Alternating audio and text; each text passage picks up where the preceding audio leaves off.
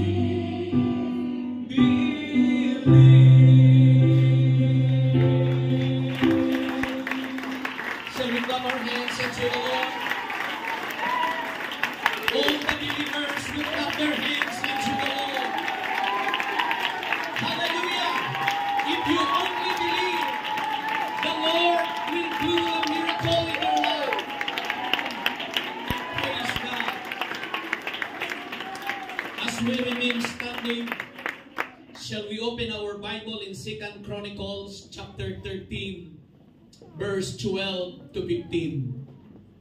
2 Chronicles chapter 13, verse 12 to 15. And behold, God Himself is with us for our captain, and His priests with sounding trumpets. Everybody shout, sounding trumpets. Sounding trumpets. To cry alarm against you, O children of Israel. Fight ye not against the Lord God of your fathers, for ye shall not prosper.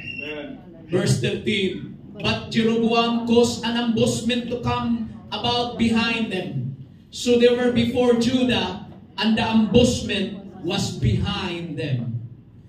And when Judah looked back, behold, the battle was before and behind.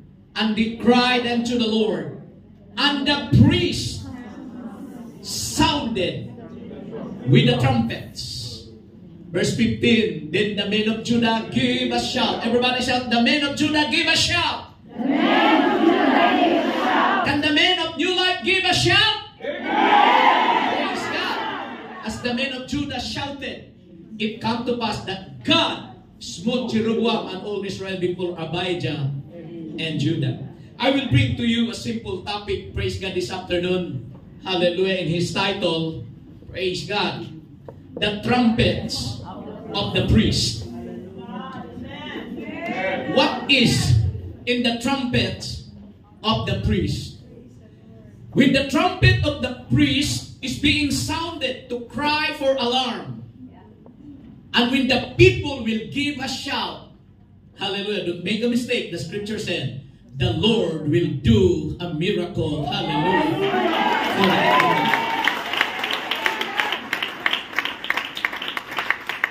Heavenly Father, we are so thankful for this opportunity today. Lord, here am I standing before your people. I pray, O God, that you will use my voice, my strength, and all the faculties that I have by the power of your Holy Spirit And everybody will be blessed. Hallelujah. Through the preaching of thy word. I release the authority of your word.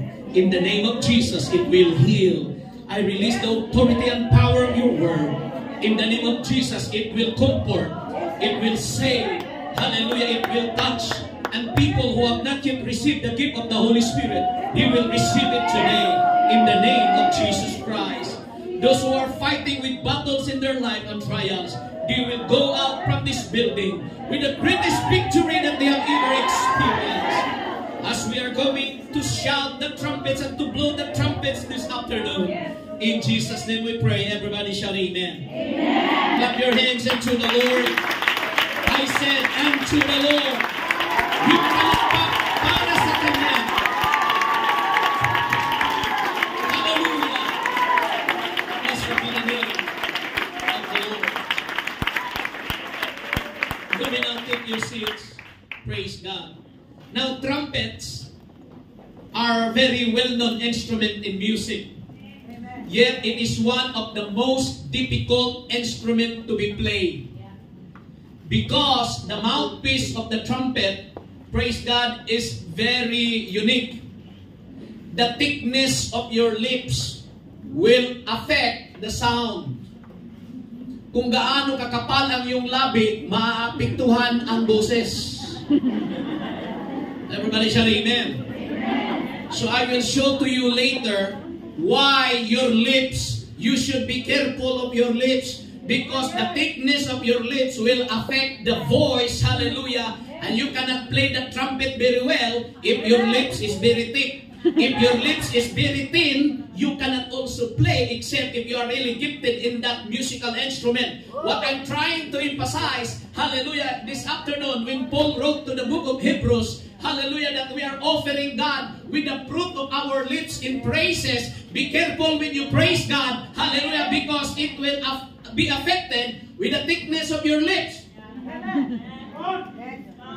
If you say praise the Lord, hallelujah, and you are a liar, it will really be affected. If you praise, say hallelujah to the Lord, but your lips curses, praise God. Nagsinungaling, praise God ang iyong mga labi. Sabi mo sa isang lalaki, mahal kita, dito sa kabila, mahal din. Ano ba talaga? Praise God. Everybody say, praise the Lord. Praise the Lord. This afternoon, I want you to show and read a story, a very unique story in the scripture in 2 Chronicles chapter 13. Because there was a man named Abijah. And Abijah was a very good king. He feared the Lord. And Abijah said there was a battle, there was a war against his own brothers. Now I will explain it to you. When David was the king, whole Israel is just one kingdom. When Solomon succeeded him, the whole kingdom, praise God, hallelujah, was still intact. But when Solomon died, the kingdom has been divided into two. Listen to this. The northern kingdom composed of 10 tribes, and the southern kingdom composed of 2 tribes, because Israel has 12 tribes. The 10 tribes are the northern part. Their capital was Samaria. And the southern kingdom, which is called the kingdom of Judah, their capital was Jerusalem. The southern kingdom composed of only 2 tribes. The tribes of Judah and the tribes of Benjamin. While the 10 tribes of Israel in the north, praise God, most of them have evil kings. Now, when the kingdom was divided into 2, Abijah was the kingdom of the southern part, which is the Jerusalem. On the other side, the king was King Jeroboam, the son of Nebat, which was the most evil king, praise God, and the one who introduces and founded the worship of idols and even the worship of Baal. Everybody shout amen. Amen. Now, I want you to understand this story because this is very important. These 2 kingdoms are fighting against each other. Because Abijah said, you must return to us because King David and King Solomon is our only one is only one kingdom. But Jeroboam would not give the 10 tribes to go back to the southern because he said, I am now a king, why should I surrender to you? Did you get the point? Yes. And now there was war against them. Hallelujah. And Abijah set the battle in array with an army of valiant men of war. Even, how many soldiers? 400,000 chosen men. 400,000. And then Jeroboam also set the battle in array against him with how many? 800,000 chosen men, being mighty men of valor. So if you will look at it, praise God, it's like the odds was against Abijah. It's like 2-1. Dalawang sundalo ni Jeroboam, 1 against 1 soldier of Abijah. But this is the time, praise God, that we must remind the enemy who we are. Can you click, sister? Nasa pinakababa. No, not the verses. Look at the lessons there. Praise God. Thank you. In the lessons, this is the time that we must remind the enemy of who we are. Abijah said, praise God, go back to the verses, sister, praise God, hallelujah. In verses 4, 5, 8, and 7, Abijah reminded Jeroboam, you must remember who we are. We are the real successor of the kingdom. Hallelujah. Verse 4. It says there in verse 4, 5, and 6 that Abijah reminded Jeroboam. How did he reminded it? He reminded that we have the priest who has the trumpets. Praise God. We have the temple. Praise God. We have the soldiers. We have the God that is with us. Everybody shout, praise the Lord. Praise the Lord. Hallelujah. And Jeroboam would not listen to Abijah. He just continued to set an ambush against, praise God, King Abijah. And Jeroboam said, okay, we will not believe you. But Abijah reminded his enemy who we are. Abijah stood upon Mount Simaraim, which is in Mount Ephraim, and said, hear me now, Jeroboam and all Israel. Verse 5. Do it quick, sister. Praise God. Verse 5. Ought ye not to know that the Lord, God of Israel, gave the kingdom over to Israel to David forever, even to him to his sons by the covenant of salt. Everybody shout, the covenant of salt. The covenant of salt. That is why Jesus said, praise God, let your light so shine before men. And there must be salt in our lives, because if a salt loses its saltiness, it's nothing. So the kingdom of Abijah was a result of the covenant of salt. What do you mean by that? It was the official, it was the anointed kingdom through the power of our God. Everybody shall amen.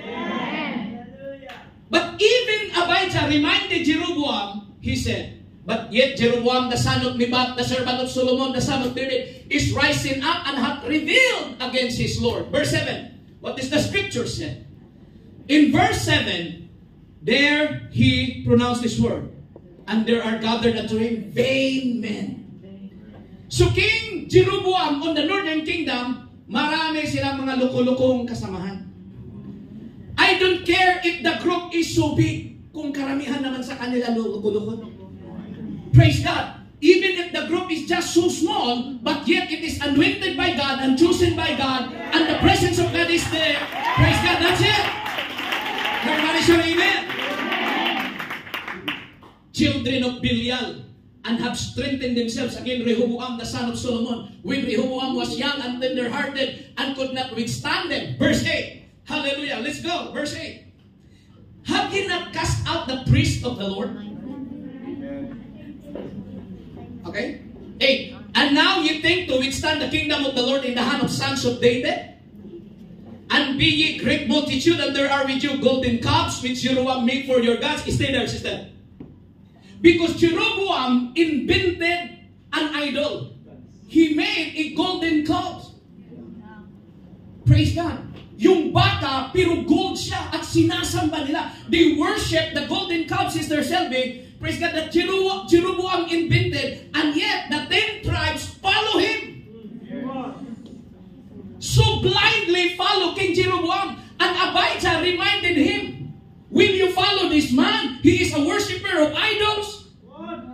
Praise God. But the people of Israel, the 10 tribes, was so blind to follow their leader, even their leader was worshiping a false god. Verse 9, the scripture said, hallelujah. Have you not cast out the priest? Abijah reminded Jeroboam, you kick out all the priests. Now who will blow the trumpet if you have kicked out the priest in your land? Everybody shout amen. Yes. You kick out the priests, the sons of Aaron, the Levites, have you made priests after the manner of the nations of other lands, so that whosoever cometh to concentrate himself with a young bullock and 7 rams, the same may be a priest of them that are no gods. What do you mean by that, Pastor Plaza? Abijah reminded Jeroboam, Jeroboam, what you did is wrong, because you just made a lot of priests without qualifications. You just allow them to stand there. Okay, pastor ka na. Okay, dahil pugi ka. Okay, dahil nakabalong ka, dahil nakaliktay ka. Okay, pastor ka na ngayon. Ganon si Jeroboam. There was no qualification. And Abijah reminded him, will you fight against us? The presence of God is not with you. Yes. What do you mean by that? It's very difficult to fight trials and battles in life if God is not with us. Mahirap makikibaka sa buhay. Mahirap makipagrelasyon, mga kapatid, kung hindi mo isama ang Panginoon. What did I say? It's very difficult to establish a relationship. Relationship a family, relationship to your employer, relationship to your groupmate, relationship to the church. It's very difficult to establish that without the presence of God on your side. Everybody say, praise the Lord. Verse 10. This is what the scripture said. Okay, can you read it with me? But as for us, the Lord is our God. And we have not forsaken him, Abijah said. Jeroboam, you must listen to me. Don't fight us. You will just die on the battlefield. Because the Lord is with us. And Jeroboam said, how can you be sure that the Lord is with you? And Abijah said, because we did not forsake him. Ang ibig sabihin ni Abijah, bawat diop namin Jeroboam, nandun kami sa bahay niya. Jeroboam, we come into his house. And Jeroboam said, did you continue to blow the trumpet? Our priest blows the trumpet. And the priests which minister unto the Lord, the sons of Aaron and the Levites, wait upon their business. Verse 11. This is what the scripture said. And they burn unto the Lord every morning, every evening. Praise God, burn sacrifice, sweet incense. The shewbread also set there in order, pure table and with a candlestick. Praise God. Hallelujah, of that light, of that gold with the lamps thereof to burn every evening. For we keep the charge of the Lord our God, but ye have forsaken him. So when you have difficulties in life, when you have lots of enemies in life, remind your enemy who you are. Yes. Tell the enemy, I am faithful to my God. I did not forsake God. You better back off because I have a God. Everybody say, praise the Lord. Hallelujah. Parang sinabi ko lang sa simple, pag may lagnat ka, sabi mo, lagnat, malis ka dyan, baka ma-review kita, may Diyos ako. Everybody say, amen. Hallelujah. So, even when Abijah reminded Jeroboam who they are, yet Jeroboam would not listen. What do you mean by that? Even, praise God, we are going, praise God, to remind the enemy. The enemy is so stubborn, it will continue, hallelujah, to provoke you. It will continue to fight you. It will continue to give you difficulty in this life. But don't worry, praise God, hallelujah. Because the priests, hallelujah, and the people are ready now to shout. There is something and there is power when the people of God start to worship the living God. Everybody shout, praise the Lord. Verse 12. Look at what the scripture said. And behold, God himself is with us for our captain. This is the text that I have read a while ago. His priests with the sounding trumpets to cry alarm against you. Oh, children of Israel, fight not against the Lord. Yes. Abijah was talking about the 10 tribes. Don't make a mistake, okay? They are still Israel. But this Israel are backsliding Israel. Yes. That's right. Hallelujah. You shall not prosper if you fight against God. Oh, yes. Amen. Everybody shout amen. Amen. Verse 13 to 15. But Jeroboam caused an ambushment to come about behind them. So they were before Judah. An ambushment was behind them. Verse 14. Look at the scripture. And when Judah looked back, behold, the battle was before and behind. There are times in your life that your problem is in front of you and back of you, your right or your left. It seems that there's no way out. But what happened, Pastor Plaza? When King Abijah saw that the enemy is behind and the enemy is before them, they were surrounded by 800,000 soldiers. What did the Bible say? And they cried unto the Lord. Yes. They cried unto the Lord. They called God. And the trumpets was being sounded because that was the business of the priest. Ang trabaho sa pari pagdating sa gera ay patunugin ang pagkakak. Their job was to blow the trumpet during war. And when God can hear the sound of the trumpet, and when the people will shout, the battle becomes the Lord. The Lord will fight for you. What do you mean, Pastor Plaza? Hallelujah. If you really trust God, call Him. I want to understand this. If you really trust God, call Him. Hallelujah. Call Him in the morning. Call Him in the evening. Call Him, praise God, hallelujah, in the noontime. When we trust God, again, when we trust God, why you are calling God? Because you trust Him. Why you should call a God that you don't trust? We trust the Lord Jesus Christ. That is why we always call upon His name. We love to mention His name. Why? Because we trust the name of our Lord Jesus Christ. The odds is against us. Hallelujah. The odds is against us.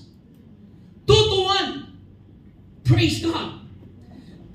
But do you know what happened in the rest of the story? The enemy fight and Jeroboam was defeated. Hallelujah. The enemy was defeated and Jeroboam was not able to recover it. And if you read the rest of the scripture, you will find the Lord struck Jeroboam that he died. If we fight against God, you have no match against God. But if you are on God's side, and then you call upon His name, hallelujah, as the priest was blowing the trumpet, I can assure you, you will be victorious in this life. Clap your hands unto the Lord.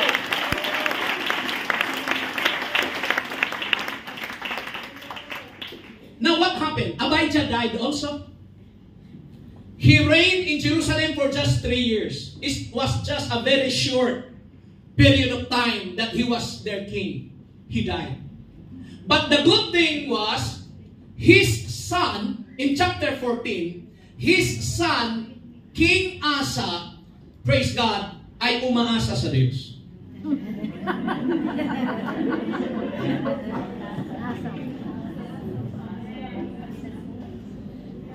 I will read to you the scripture in chapter 14, verse 11 to 12. This is what the scripture said. Hallelujah. And Asa cried unto the Lord his God. This was the son of Abijah. Abijah was dead already. and said, Lord, it is nothing with thee to help. Whether with many or with them that have no power, help us, O Lord, our God. For we rest on thee, and in thy name we go against this multitude, O Lord. Thou art our God. Let not man prevail against thee. If you are going to look up in chapter 14, praise God, verse 3, there is a truth behind what happened to this call. Why King Asa called upon God for help? Praise God. Verse 3 says that, praise God. That in the time of peace, Sister Daisy, when King Abijah died, 10 years, okay, I said, 10 years, there was peace. Hallelujah, in Israel. So, what happened, Pastor Plaza? King Asa completed how he cleaned up the kingdom of Judah. Took away the altars of strange gods, high places, break down the images, cut down the groves. Next verse, praise God, this is what he said. This is what he did in the kingdom of Judah in verse 4. Commanded Judah to seek the Lord God of their fathers and to do the law and the commandment.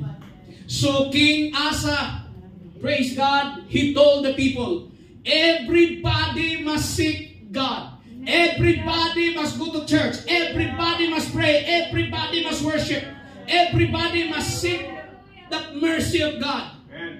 Everybody say, praise the Lord. Praise the Lord. Verse 5.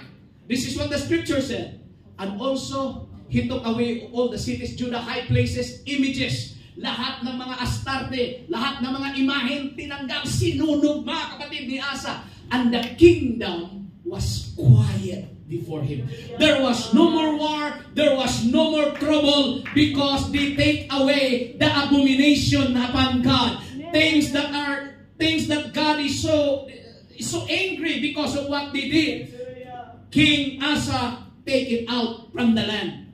And when he cleansed the land from idol worship, the land was so quiet and they become prosperous.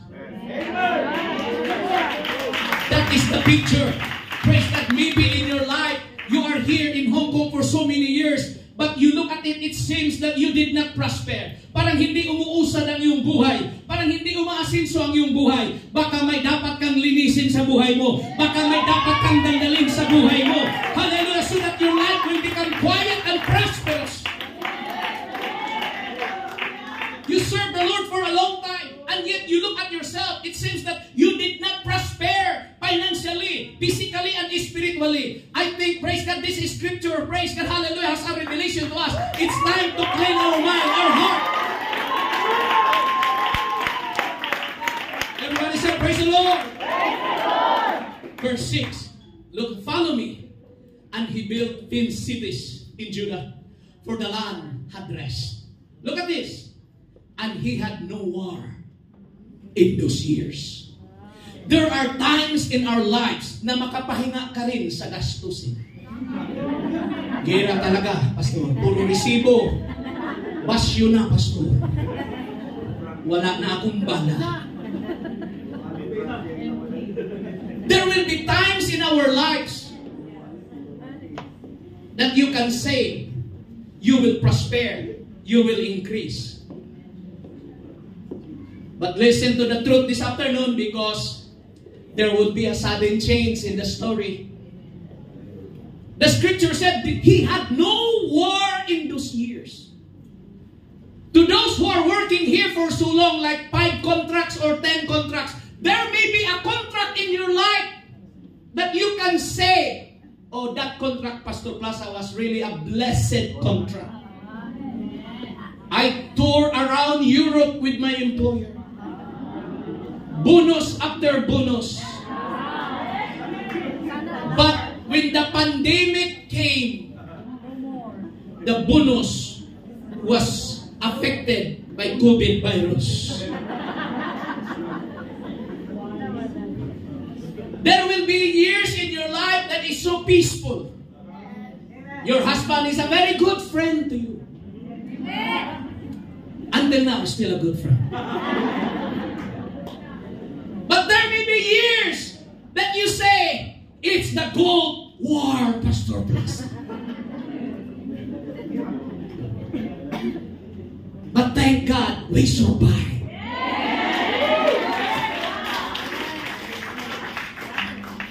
Some of you serve the Lord for so long already, and you can testify in the middle here, praise God, that there was years in your life that is tumultuous. It was very stormy.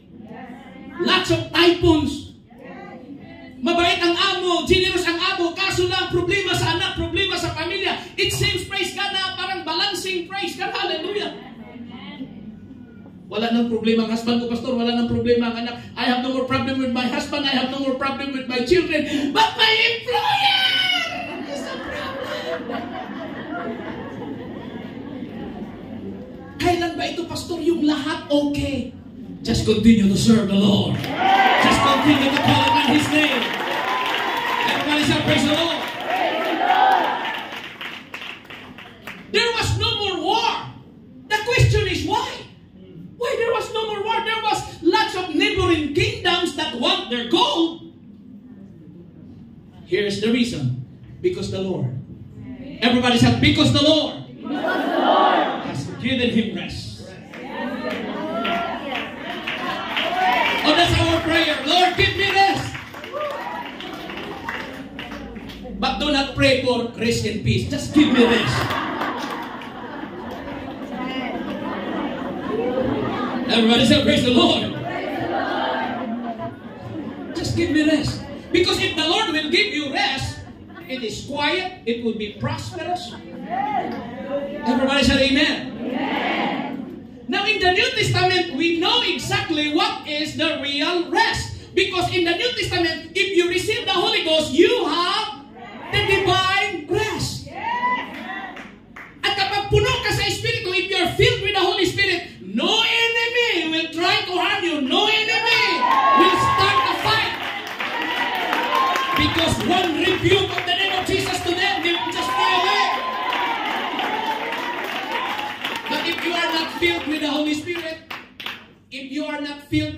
Spirit, remember the Holy Spirit in the New Testament is our rest. Rest from sin. We cannot sin with, praise God, it is impossible for you to commit sin if you are filled with the Holy Spirit. That is why every day we must be filled with the Holy Spirit. And the Lord will give you what? Rest. And there's no more war against your employer. No more war against your husband. No more war against your group. No more war against your leader. Why there's no more war? Why? You're looking for war? No, don't war. Don't fight for war. Don't look for war. Don't look for conflict. But it is our prayer, Lord, give me rest. I want to prosper in this life. I want to be a blessing with my family. I want to be a blessing of this church. Give me rest. Verse 7. Woo. Kung kayo po'y nagmamadali, mas lalo akong nagmamadali. But I am tasked to preach a very long preaching this afternoon. So King Asa was so peaceful for 10 years. The Lord has given him rest because of his dad Abijah. The prayers of his parents. Now King Asa, his son, is now, benefiting, harvesting the prayer of his dad.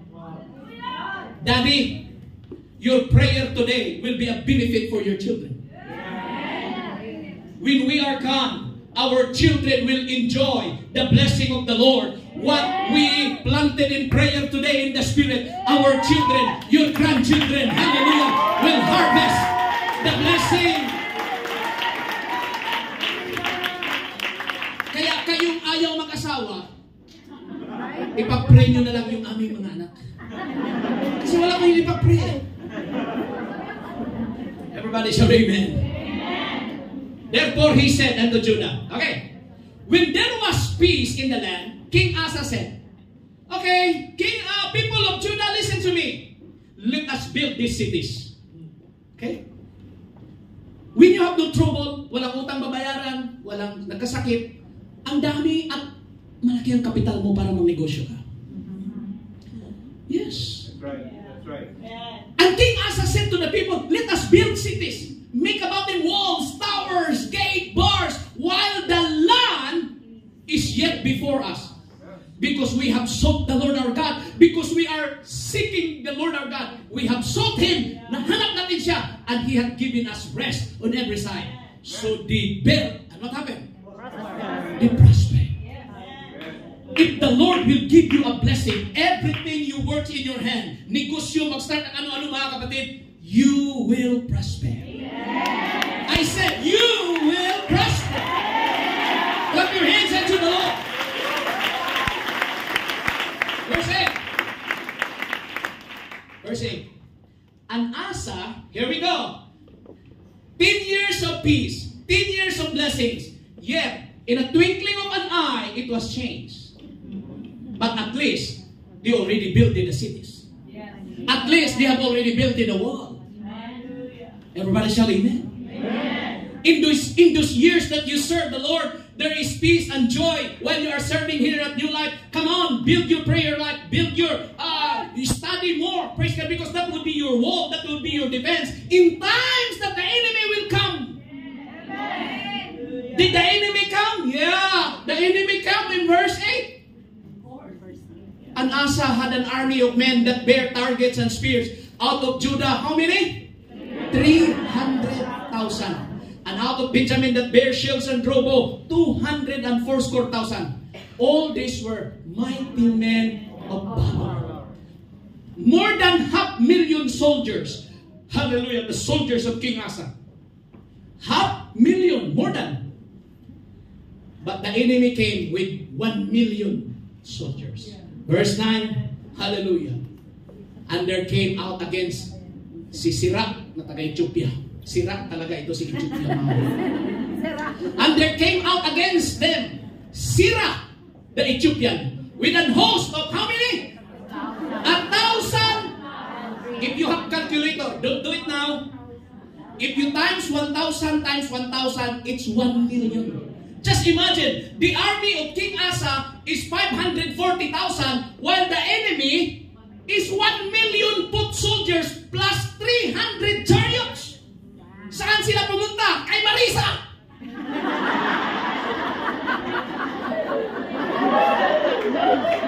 Did you read? And came unto? Marisha.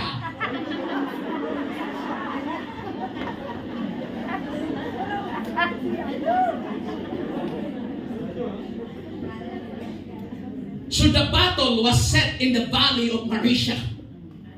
Kasi single pa si Marisha during the time. Verse 10. I'm just poking your slippery, okay? Slippery eyes. Then Asa, read on the screen. Then Asa went out against him. Why Asa fight against 1,000,000 soldiers? Set the battle in array in the valley of Sittanat at Marisha. Verse 11. This is the text that I read a while ago. And Asa cried unto the Lord his God and said, Lord, it is nothing we need to help, whether with many or with them that have no power. What is the lesson here this afternoon? Hallelujah. The lesson here is this, that even in peace and blessing, the enemy and trials will come without invitation. Can you read it?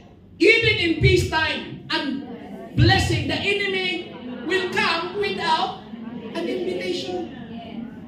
Trials and problems in life will just come kahit hindi mo siya i-invite. Pastor, bakit ba mga problema dumating sa akin? Hindi mo ba nag-invite ka ba ng problema, sis? Never pa ako nag-invite ng problema, pastor. Pero bakit dumadami sila? Because enemy, trials and problems will come without an invitation. Parang sa taga-Banyo din namin, kahit sa kasal, kahit walang invitation, dumadating.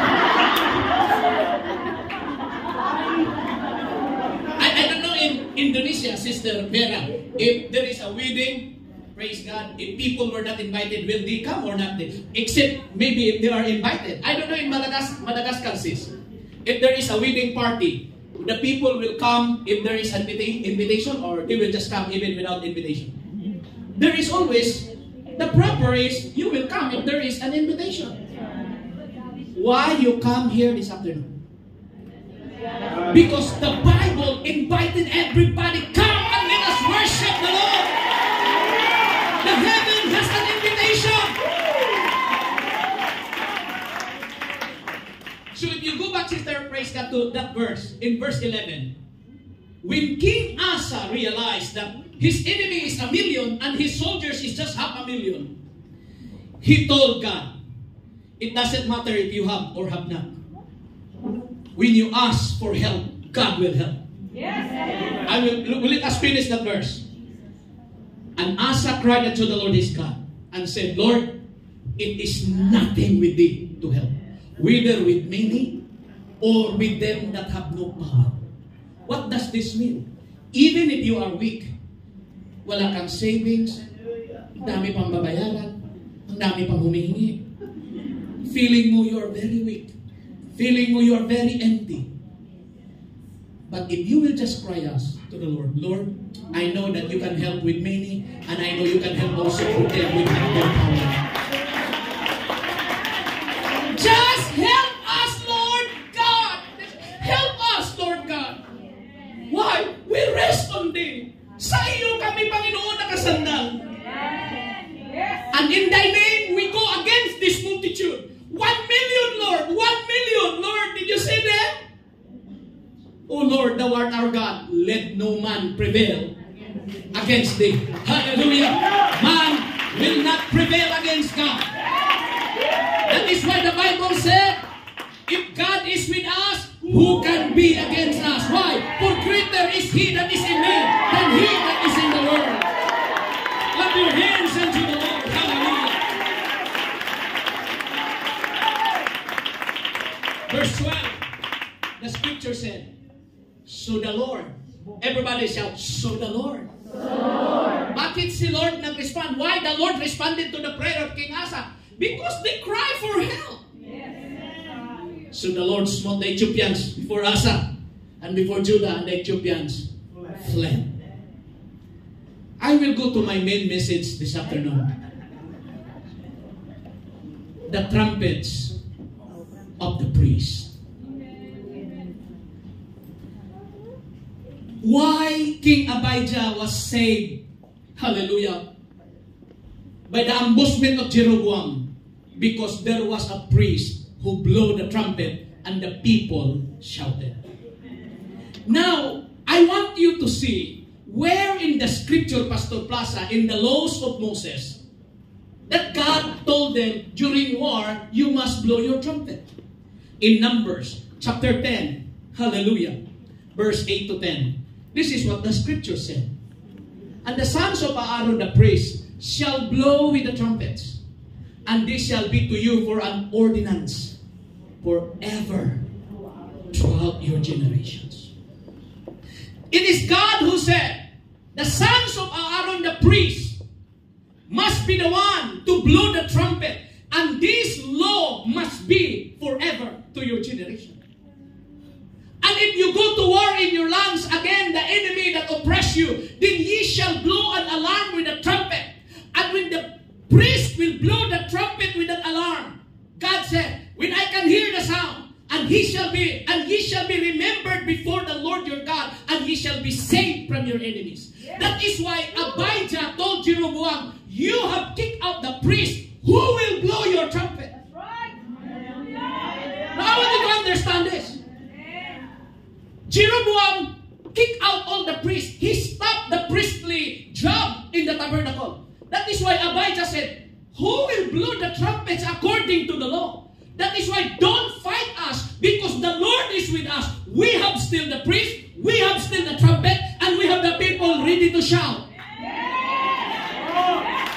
Hallelujah!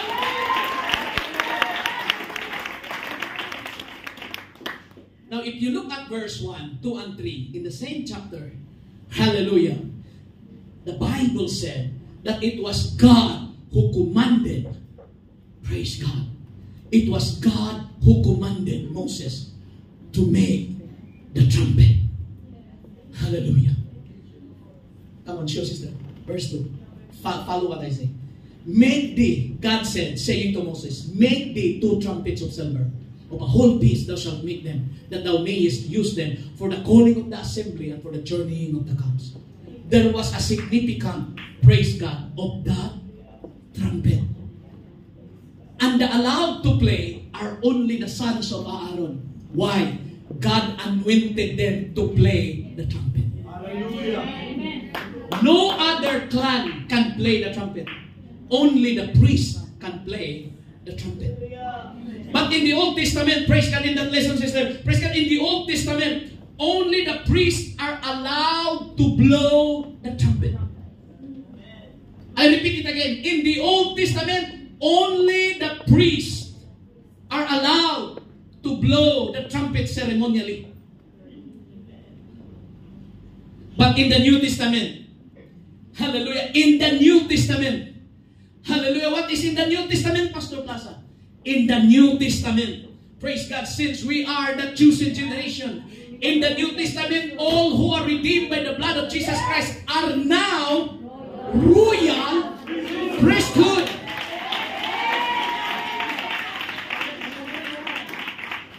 Okay, listen to this. All the redeemed people by the blood of Christ, you are now a royal priest. Whether man or woman, you are a royal priest. So each and every one of you has a trumpet. And the trumpet in the New Testament speaks of praise and worship. The product and the lips, the product of your lips, when you shout, hallelujah, Jesus. I don't care what would be the sound of it, as long as your heart is clean before the Lord. Clap your hands unto the Lord one more time.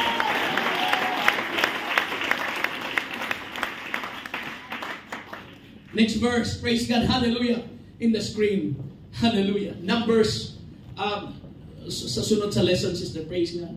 It says there that we are really the royal priesthood and the chosen generation. Don't doubt about it. Everybody shout amen. Amen. Everybody shout praise the Lord. Praise the Lord. There was a man in Mark chapter 5, if I'm correct, praise God.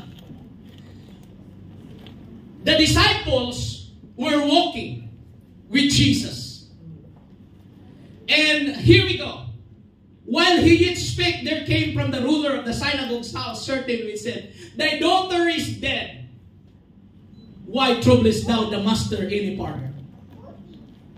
Your daughter is dead. Don't trouble Jesus.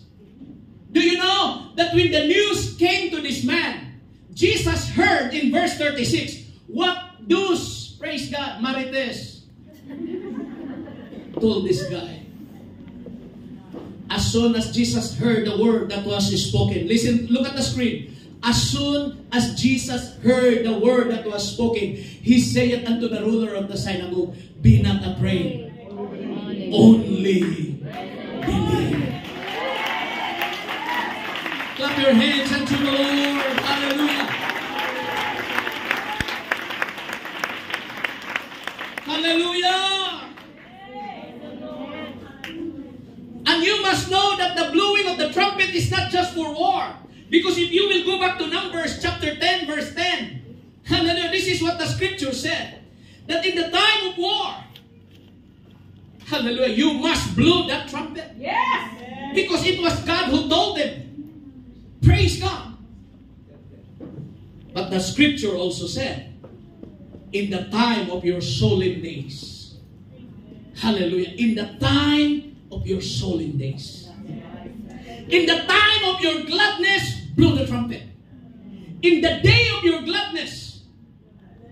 In the day that you receive salary increase, blow the trumpet. Where? Don't blow it in Jollibee. Blow it here.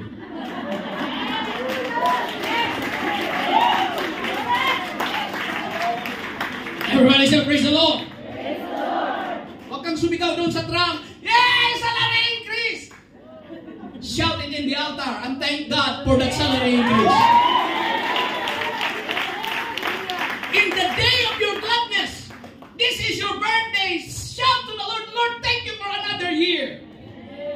Or maybe your daughter has graduated from the K-12 program. Thank you, Lord. My daughter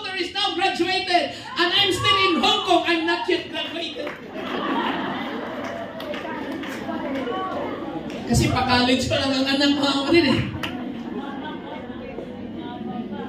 No, look at the screen. I want you to understand by your own understanding.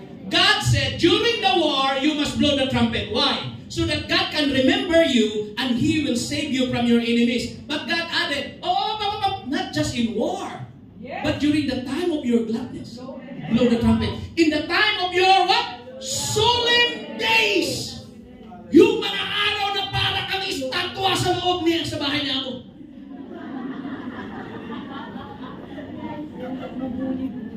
Blow the trumpet in your solemn days.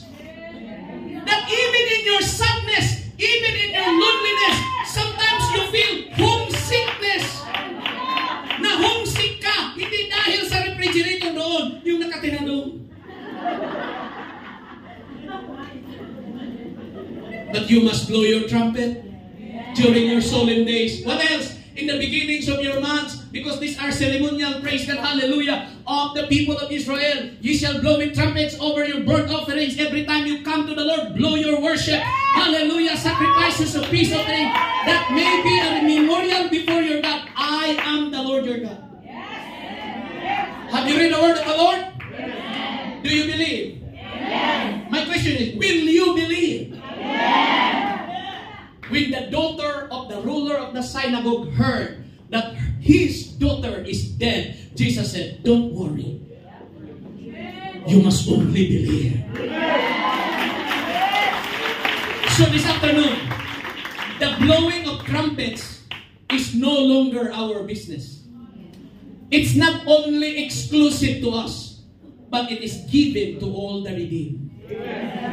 Ang pagpatunog ng trumpeta, hindi na po trabaho ng pastor. What do you mean by that? The pastor will also praise and worship. But praise and worship does not just belong to the priesthood. It belongs now to the laity. It belongs now to the people who are redeemed by the blood of Jesus. Kaya pag pumasok ka sa simbahan, mga kapatid, at ang lahat sabi, huwag kayong maingay. Magagalit si Father. Magagalit si Pastor. And all the services are just rituals. Kneeling, standing, just keep quiet. And go home, keep quiet. Everybody say, praise the Lord. Praise the Lord. Don't go inside that kind of worship. Because the scripture in the New Testament, when you come into the door, hallelujah, enter into His gates with thanksgiving into your heart, and enter into His courts with praise. Shout unto the Lord with a voice of triumph.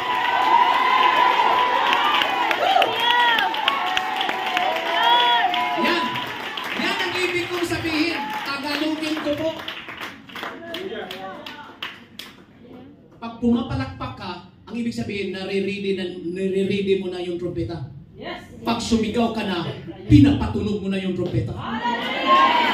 Pero kung pumapalakpak ka lang, parang ginanon-ganon mo lang yung trumpeta.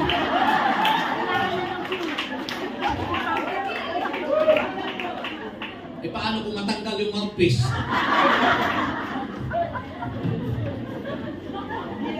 What I'm saying is that when you start to clap your hands, it seems that you are now get ready of your trumpet. But when you shout unto the Lord, as you blow your worship unto the Lord, have you remember what we read? Praise God in the scriptures. When the priest blow the trumpet, the people of Judah gave a shout, and then God just do the rest of the battle. It is true that the battle belongs to the Lord. But we need to do something. Because if you trust Him, then call Him. Everybody say, praise the Lord. This afternoon, it's time to blow our trumpet. Pastor, I am so sad. Sorry, I cannot join the worship. The Bible said, in your solemn days, blow your trumpet.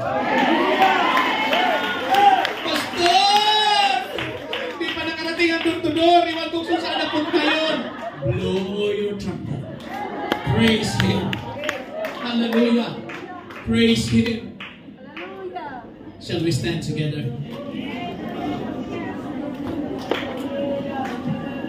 The question this afternoon is this: who are the redeemed? Everybody shout, praise the Lord. Praise the Lord. Those who are redeemed by the blood, hallelujah, of the Lamb. They are now the royal priesthood. Praise God, hallelujah, in the kingdom of God. I remember, if I can just speak this in Bahasa Indonesia, Sister Vera. Jesus said, siapa yang percaya dan dibaptis akan diselamatkan. Tetapi siapa yang tidak percaya akan dihukum. If you believe and is baptized, you're already saved. But if you don't believe, you shall be condemned. Hallelujah. The trumpets are now sounding in the Old Testament. But in the New Testament, each and every one of you, your mouth, your voice is the trumpet of praise. Sa panahon na may gira ang buhay mo, blow the trumpet. Pag may problema ka, magsimba ka. Huwag mong gayahin ng iba. Bakit hindi ka nagsimba? May problema kasi ako. Baliktad. Sino ba nagturo nila? What I'm saying is this for our Malagasy sisters. Sister, why are you not attending the church? Pastor, sorry, I have a problem.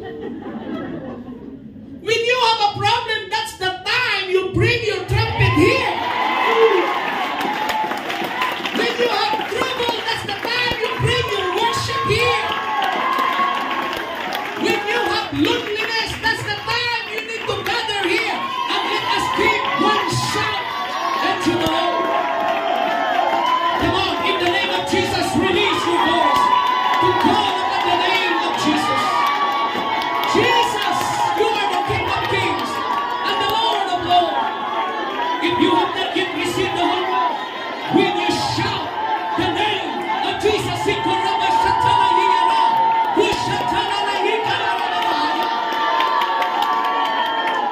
blow your trumpet, blow your trumpet of praise. Praise Him, praise Him. Hallelujah.